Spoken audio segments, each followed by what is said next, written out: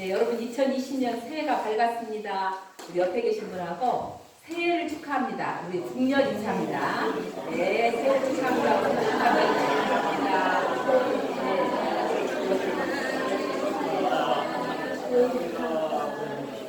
네, 올해는 지우해죠. 네, 경자년이라고 합니다. 그래서 경자년 하면은 흰지, 경자가 이제 우리 그 천간 중에서 흰색에 해당하죠. 그리고 자는 그 지를 말합니다. 그래서 자축인묘 하면 이제 12간지 해서 첫 번째 짐승을 그 지라고 하지 않습니까? 그래서 경자가 만나서 흰지입니다. 우리가 뭐 쥐 하면 부정적인 이미지 많죠. 뭐 지새끼 같다, 약삭 빠르다, 그리고 그냥 너무 잘 농사진 거 파먹고 하는 그런 그 부정적인 이미지가 많지만 실제로 왜 그 12간지 중에서 쥐가 첫 번째 동물로 등장을 할까? 우리 한 번쯤 우리가 의문을 풀을 수 있겠죠. 근데 뭐 제가 자료를 찾아서 보니까 뭐 이런 그 이야기가 있더라고요. 그 이제 하늘에 있는 그 왕이 그 동물들에게 명을 내렸어요. 그래서 하늘문에 가장 먼저 도착하는 짐승을 1등 지위를 주고 그 다음에 이제 오는 순서대로 지위를 주겠다 그런 거예요. 이게 이제 동물 중에서 가장 부지런한 게 소 아닙니까? 소는 아침 일찍부터 일어나가지고 쉬지도 않고 열심히 걸어서 하늘문에 도착을 했어요. 딱 보니까는 자기가 1등인 거야. 아, 내가 1등이다 하고 하늘문 고린점에 딱 도착하려는 순간 쥐새끼가 어디서 딱 나타나가지고 소 앞에 딱 서버린 거예요. 그럼 그 쥐가 어디서 나왔느냐 알고 보니까 쥐가 소 등을 타고 왔더라는 거예요. 그래서 꼬린 지점 앞에서 후딱 뛰어내려가지고 자기가 1등을 해서 그래서 12간지 중에서 쥐를 첫 번째 짐승으로 설치를 했다. 이런 이야기가 나오더라고요. 근데 이제 제가 그것을 보면서 아, 쥐도 부지런해요. 그러죠? 쥐도 뭐 쉴 새 없이 막 이리저리 왔다 갔다 하면서 막 여기 막 쫓아대고 저기 쫓아대고 하면서 때문에 쥐가 쉰다? 그런 상상이 안 될 정도로 쥐도 참 부지런합니다. 근데 부지런한 거에 덧붙여서 뭐가 있냐? 지혜가 있는 동물이다. 이렇게 말을 해요. 그래서 지를 상징하게 되면 지혜, 그 다음에 근면 이걸 말하거든요. 그래서 부지런만 해서는 또 안 되고 지혜도 있어야겠구나. 근데 또 요새 우리나라의 출생률이 아주 적죠. 그래서 한 명도 안 됩니다. 보통 2명이 돼야지 우리 인구수를 유지하는데 한 명도 안 돼서 0.99명이 됩니다. 지금. 사실 심각하거든요. 근데 요새 젊은 사람들을 만나보면 결혼한다는 사람이 거의가 없어요. 그래서 제가 그렇게 어떤 그 청년하고 대화를 하면서 나는 결혼을 권하고 싶은데 그 이유는 뭐냐면 너 꼰대라고 나 놀리지 마라. 네, 미리 전제를 하고 이야기를 했어요. 근데 꼰대란 말을 하니까 제가 생각이 나는데 여러분들 요새는 꼰대란 말 안 씁니다. 예, 라떼라고 해요, 라떼. 왜냐하면 라떼는 그렇게 말한다는 거예요. 이게 라떼라고 사람 모르는 사람, 커피 라떼를 말하는가 보다 하고 좋아하는데 좋아하시면 안 됩니다. 그게 바로 꼰대입니다. 나 꼰대라는 소리 들어도 좋으니까 내 말 좀 들어봐라. 우리 인구수가 지금 1명도 안 되게 되면 좀 있으면 이거 고령사회, 초고령사회를 가게 되면 이거 뭐 환경 문제로 세상이 망하고 그 다음에 뭐 전쟁으로 어떻게 되고 핵폭탄 문제로 어떻게 되기도 전에 우리나라 문 닫겠다. 그 나는 다른 거 뭐 이유 뭐 이야기 않고 다만 자녀는 좀 낳지 않겠느냐. 내가 그런 이야기를 했거든요. 그래서 여러분 너희가 이제 늙으면 누가 먹여 살린대. 그래도 자녀들이 있어야 자녀들이 먹여 살리지 않느냐. 제가 이제 이런 이야기를 했는데 아무튼 우리 출생률 심각합니다. 옛날에는 불란서가 뭐 애를 안 낳는다 어쩐다 그렇죠. 지금 불란서는요 2명이 훨씬 넘습니다. 그건 왜 그러느냐. 불란서 여자들이 갑자기 생각이 바꿔져서 애를 많이 낳은 게 아닙니다. 국가 정책을 잘했어요. 그래서 애를 낳더라도 애로 인해서 여성들이 자기 일을 하지 못한다든가 아니면 어떤 큰 부담, 경제적 부담을 갖는다든가 이런 것 없이 그 정부가, 국가가 책임을 져주기 때문에 그러는 거예요. 그래서 모성의 사회화라고 이렇게 말을 하죠.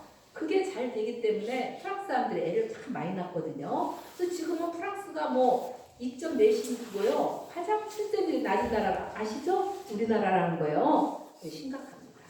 그래서 이 문제를 어떻게 해야 할 것인가 하기 위해서는 개인적인 결단보다도 국가적인 차원에서 정말 전격적인 그 정책이 저는 나와야 한다고 생각이 들거든요.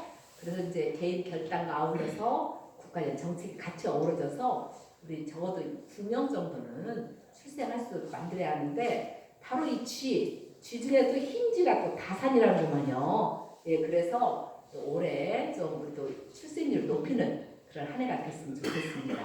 그래서 이 해를 맞이해서 우리가 근면하고 더 지혜롭고 그리고 풍요로우면서 그리고 또 다산하면서 우리 사회나 또 나 개인이나 우리 가정이 조금 더 진보하는 한 해가 되시기를 예수 그리스도 이름으로 축원합니다. 네, 올해 이제 우리 구백교회 표어는요 만나고 만나는 말씀 생활입니다. 여러분 주보를 보셔서 아마 확인하셨을 거예요. 어떻게 말 괜찮습니까? 네, 만나고 만난다. 네, 얼핏 듣기에 두 가지 똑같은 말이 반복이 되는 것 같지만 하나님의 말씀을 만나는 겁니다. 우리가 뭐 성경 글자를 읽는다고 해서 만난다고 표현하진 않죠. 말씀과 내가 하나로 만나는 거예요. 교감과 공감이 일어나는 겁니다. 그걸 통해서 내가 깨달음이 있고 깨달음 통해서 내 삶이 변화되는 그런 말씀이 되는 거죠. 성경책 이 세상에 가장 많은 책이 뭡니까? 성경책이거든요. 그런데 이 성경책을 진심으로 만나는 사람은 몇 명이나 될까? 그런다고 할 때 정말 올해는 이 성경의 말씀, 특히 저희들은 사복음서에 집중할 예정입니다. 우리 성경의 핵심은 예수 그리스도이고 예수 그리스도를 잘 알기 위해서는 사복음서를 우리가 잘 알아야 합니다. 그렇기 때문에 사복음서를 집중할 예정이거든요. 그래서 사복음서를 통해서 예수 그리스도를 만나시길 바랍니다. 지금 우리 그 한국 교회라든가 우리 기독교 뭐 신학계를 보면은요 예수 그리스도가 성경에 있는 예수 그리스도가 아닙니다. 어떻게 보면 이것이 하나의 교리상의 신학상의 예수 그리스도가 난무를 하면서 그 성서상의 예수 그리스도가 많이 다른 모습을 보이고 있거든요. 그래서 저는 항상 주장하는 것이 정말 예수님을 만나려면 성경으로 돌아가야 한다.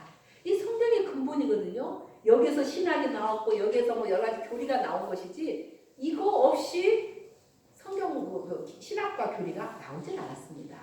그런데 지금 여러 가지 현상을 보면 교리나 성경이 교리나 신학이 성경에서 벗어난 것이 너무나 많아요. 그래서는 이 사복음서 성경을 좀 꼼꼼하게 읽으면서 다시 우리가 예수님을 회복해야 한다. 그런 마음에서 올해 사복음서를 우리가 읽고 쓰고 또 필요한 구절을 새기고 하면서 말씀을 만나는 그런 한 해가 됐으면 좋겠다.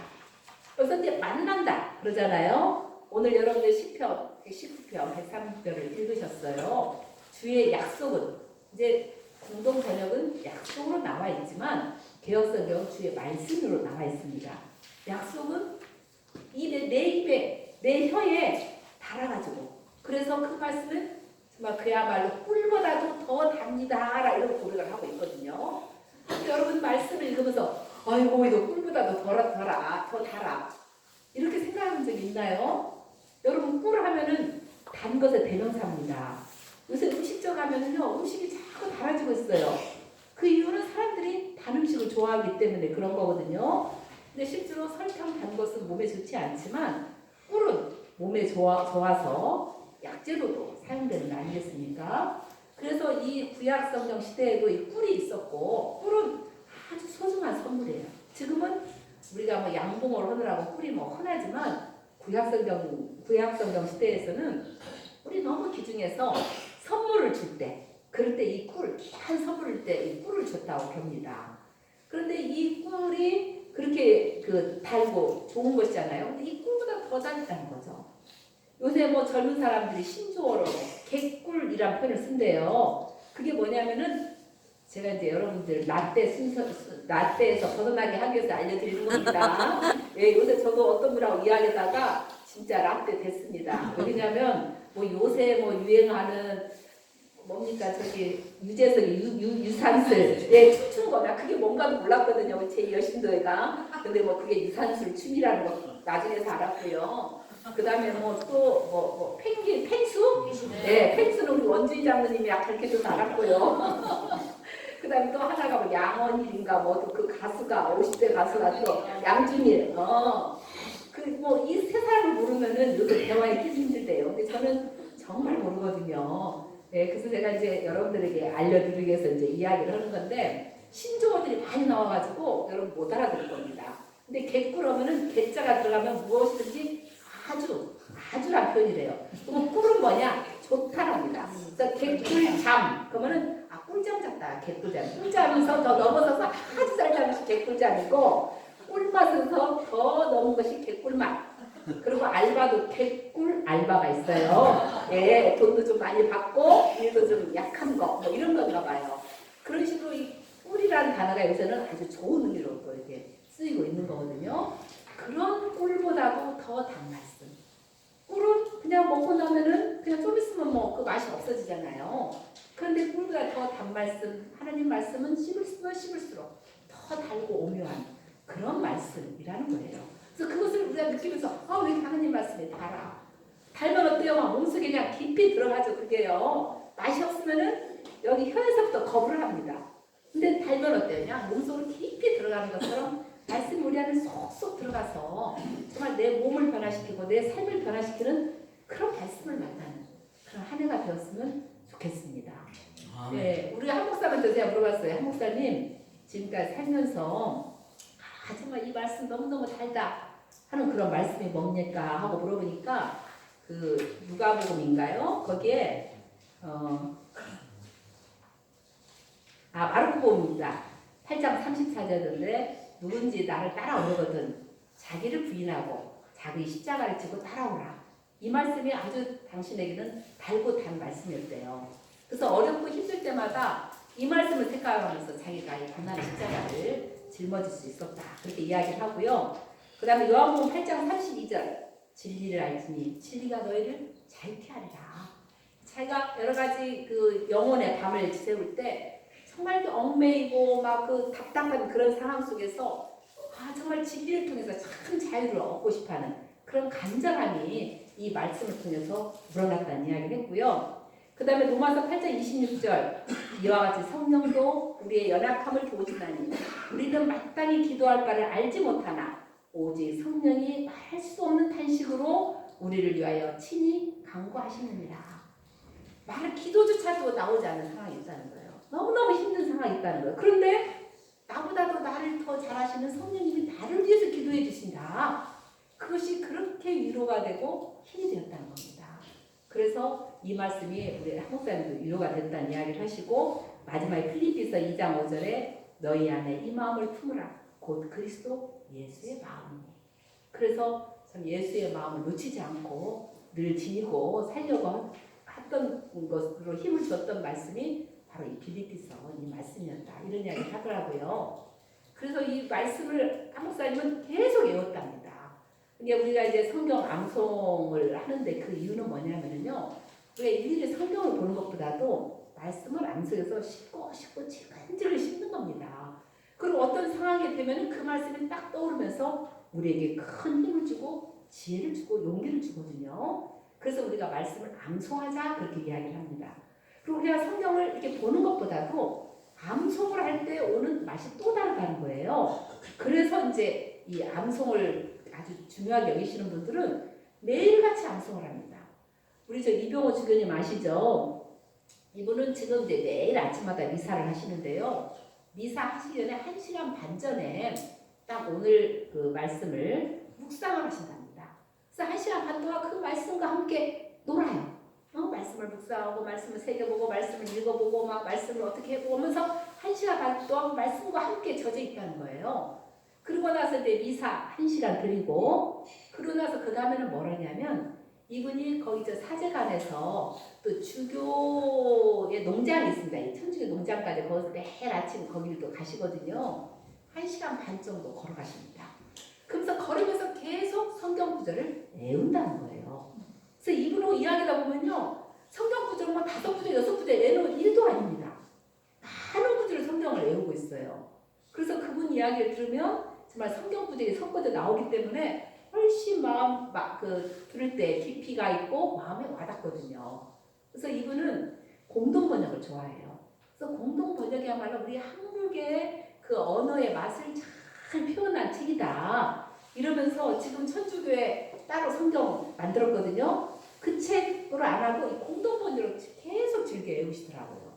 그러면서 이 성경 외우는 것이 정말 중요하다라고 우리한테 눈이 이제 강조를 하거든요. 그래서 이분은 그냥 그것을 몇 수십 년 해왔기 때문에 외우는 것도 훈련이 잘 된다는 거예요. 그래서 한 번은 주교회를 가서 많은 주교들이 발표하는 시간이 있대요. 그래서 성경과 관련한 주제를 가지고 뭔가를 발표하는데 5분을 이야기를 하는 거예요. 근데 이 5분 동안 가야 돼요. 무슨 이야기를 할까 생각하다가 자기 경험을 이야기했대요. 그냥 뭐 성경에 뭐 어쩌고 학문적인 이런 이야기보다도 자기 경험을 해서 내가 이렇게 나는 성경과 함께 머물러 있다. 성경과 함께 지낸 것 이런 이야기를 하니까 아주 그냥 그 우리하고 박수를 받고 끝나고 나서 많은 사람들이 아이고 진짜 감동 깊게 들었다. 우리도 좀 한번 그렇게 살아봐야겠다. 뭐 이런 이야기를 들었다는 이야기를 했습니다. 그래서 참 이 말씀을 참 씹고 애우고면서 그 단맛이 더욱더 강하다는 그런 이야기를 해주셨습니다. 우리가 이제 이 사복음서를 우리가 꼭 정말 잘 봐야 하는 이유가 있습니다. 그것은 뭐냐면 우리가 현실을 살아가면서 그리스도인의 삶이 무엇인가를 제대로 중심을 잡는 게 필요합니다. 수많은 많은 그리스도인에 대한 뭐 이야기도 있고 예수님이 누구라는가 우리의 신앙관에 대한 다양한 관점들이 있지 않습니까? 그런 속에서 우리가 예수님을 어떤 예수님을 우리가 발견하고 어떤 예수님을 따라 살고 어떤 예수님을 믿고 또 어떤 예수님과 한 몸을 이루는가 이게 참 중요하다고 봅니다. 그래서 이제 오늘 그 신약성경에 나오는 구절을 보면서 이런 점에서 우리가 예수님 말씀을 꼭 붙잡아야 한다. 저는 이런 생각을 하고 있거든요. 지금 보면은 베드로가 예수님한테 그러는 거예요. 주님께서 영원한 생명의 말씀을 가지고 계시는데 우리가 주님을 두고 누구를 찾아가겠습니까? 이런 말을 해요. 그러면 이 말이 나오게 된 배경이 있지 않겠습니까? 그것은 뭐냐면 오병이어 사건으로까지 거슬러 올라갑니다. 예수님이 떡 5개와 물고기 2마리를 가지고 5,000명, 남자만 5,000명이라고 했어요. 여자나 어린아이를 합치면 수천명이 더 늘겠죠. 5,000명이 먹고도 12광도 남는 기적을 베풀었어요. 그런데 사람들이 어이구 이런 일이 있을 수 있냐 해가지고는 예수를 막 왕으로 모시려고 하니까 예수님이 그냥 거기를 뿌리치고 혼자 산으로 가셨어요. 그러고 나서 제자들은 이제 예수님이 어디 가셨는가 이제 모르니까 아무튼 가파르나움으로 배를 타고 가다가 나중에 이제 거기에서 예수님이 물이 오는 예수님을 만나서 예수님을 태우고 그리고 가파르나움으로 가게 됩니다. 그런데 이제 오병이어 기적을 맛본 이 군중들이 가만히 있질 않는 거예요. 빨리 예수를 가서 만나자 해가지고는 그 차례 가는 예수님이 없어. 말을 들어보니까 제자들이 배를 타고 건너갔다 오니까요 배까지 빌려가지고 이게 아주 뭐 열정적이죠. 정성이죠. 그래서 그 가파르나움까지 오게 된 겁니다. 그래서 예수님 찾아서 예수님 언제 여기까지 오셨습니까? 하고 이렇게 말을 하니까 예수님이 다짜고짜 하시는 말씀이 너네는 썩어 없어져 버릴 양식을 구하지 말고 썩어 없어지지 않을 영원한 양식을 구하라. 지금 너희가 나를 이렇게 막 열성을 다해서 그 먼 길도 마다하지 않고 찾아온 이유는 그 영원한 양식을 위해서 온 것이 아니야. 썩어 없어져 버릴 양식 때문에 너희들이 이렇게 열심히 해서 온 거 아니냐. 너희들은 내가 그때 오병이어 기적을 베풀는데 그 기적의 의미가 뭔가를 몰라. 그래서 지금 이런 그 물질적인 양식 축으로 나를 찾아오는 거 아니냐 이렇게 지금 이야기를 하시는 거예요. 그러니까는 지금 예수님은 오병이어가 단순히 너희들에게 그냥 먹을 것을 주는 배고픈 사람에게 먹을 것을 주는 그런 차원이 아니라 그것의 의미를 너희들이 알아야 돼. 그 의미가 뭐냐 했을 때 그건 영원한 생명을 주는 영적 양식이다.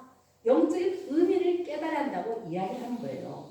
그러면 영적인 의미가 뭐냐 했을 때 이제 이 부분에 많은 신학자들이라든가 많은 목사님들은 어떻게 해석을 하냐면 그런 영적 그런 물질적인 양식뿐만 아니라 그것을 우리가 집착하지 말고 영적인 양식을 우리가 얻어야 되는 영적인 양식이 뭐냐 바로 예수님을 믿고 구원받고 영생하는 거다. 이런 이야기로 그냥 끝나는 거예요. 그래서 모든 그 성경 해석이 그걸로 다 기결이 되는 거예요. 근데 오병이어 기적의 의미가 그것일까요? 예수님은 오병이어 기적의 의미를 너희들이 알아야 한다 하면서 영적 양식의 이야기를 하고 있는 거예요. 여러분도 잘 알다시피 오병이어들이 뭡니까? 그야말로 그 예수님의 그 많은 군중들 되고 설교를 하시다가 날이 어두워가지고 이제 군중들을 흩어야 해요. 왜냐하면 이 사람들이 먹일 수가 없죠. 그 많은 사람을 어떻게 예수님과 그 제자들이 먹일 수 있겠습니까? 그러니까 이제 날이 어두웠으니까 빨리 이 사람들을 보내라고 이렇게 이야기를 합니다.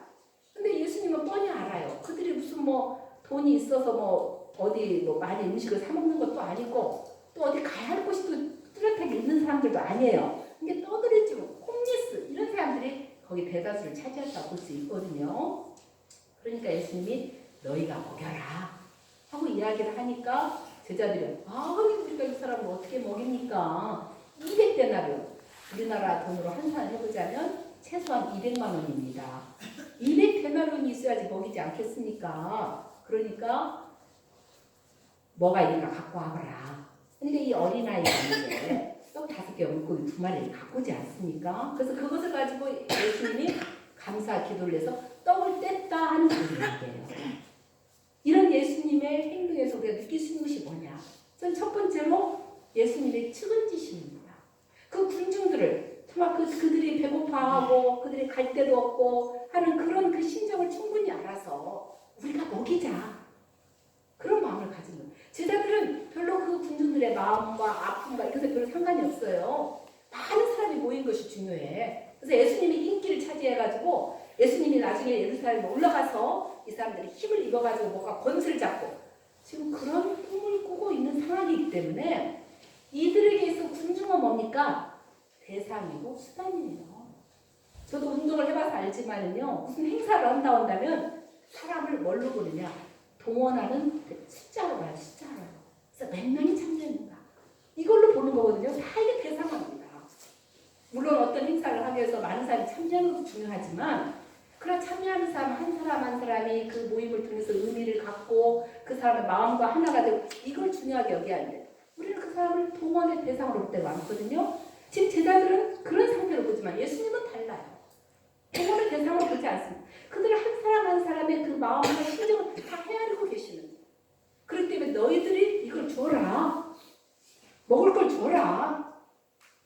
우리 하나님 나라 운동은 말씀으로 끝나는 게 아니라는 거예요. 그냥 말만 하고 하는 것이 아니라 실질적인 삶, 그 삶 속에서 하나님 나라가 이루어져야 한다. 이렇게 말하고 있는 거예요. 그런데 제자들은 예수님 우리 돈 없어요. 돈이 있어야 저 사람들 먹이죠. 이렇게 이야기하지 않습니까? 근데 예수님은 그렇게 보질 않아요. 우리가 뭐 부자가 돼야 남을 도울 수 있고, 내가 뭐 어떻게 이 세상이 바꿔져야지, 경제가 바꿔져야만이, 그래서 우리가 평등해야만이 서로 다 나눠 먹을 수 있고, 이것만이 아니라는 거죠. 그것도 중요합니다. 그러나 그것이 안 된다고 해서 우리는 그냥 손 놔두고, 그냥 사회에 그러지 못한 사회만 불평하고, 그 사회의 변화만 추구하고 한다고 해서 문제가 해결되는 것은 아니라는 거예요. 너희들 먼저부터, 너희들이 가진 것부터 그것부터 같이 나누자. 그 가진 것부터 같이 나누고 너희들 가지는 것으로부터 너희들 안에서부터 공동체를 형성해라. 바깥에만 문제가 있다고 하니까 자기들 문제를 돌아보지 못해요. 그러니까 그 안에서 찌그락장으로 분열하고 싸우고 미워하고 더 미워해. 밖에 있는 사람들보다도. 그런 모습은 그건 진정한 그리스도의 모습이 아니라는 거예요.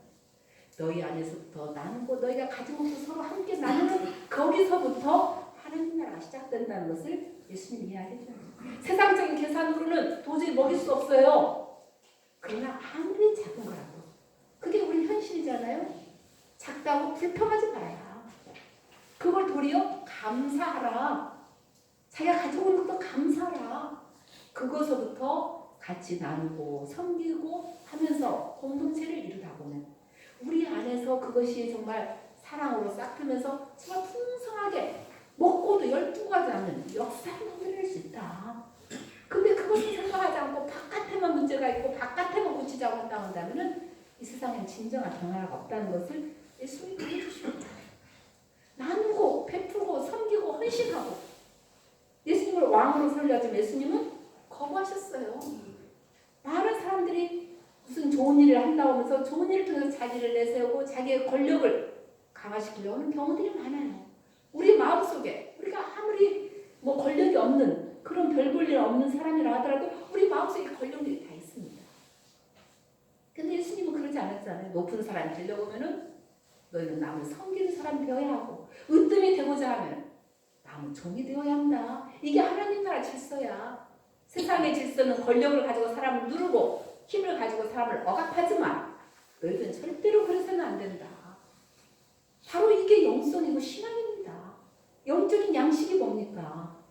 바로 서로 나누고 섬기고 베풀면서 자기를 비우고 자기를 비운 곳에 예수 그리스도의 그런 삶을 채워가는 그런 과정이 신앙의 훈련 과정이고 그러면서 우리가 더욱더 무르익어가는 신앙의 삶을 사는 거 바로 이런 삶으로 나가는 것이 그리스도의 참 삶이라는 것을 보여주고 있는 거예요. 예수님이 이런 말씀을 하시니까 그 있는 사람들이 듣기 싫죠. 자기들 뭐 들어왔어요? 오직 간신사는 예수 믿어서 물질적인 축복을 받고 뭐 내가 일이 잘 되고 뭐가 잘 되고 하는 그런 기복적인 신앙만을 가지고 있기 때문에 예수님의 그 말씀이 마음에 와닿질 않아요. 그러니까는 아이고 이렇게 말씀이 어려워서 어떻게 예수님을 따를 수 있겠습니까? 이러는 거예요.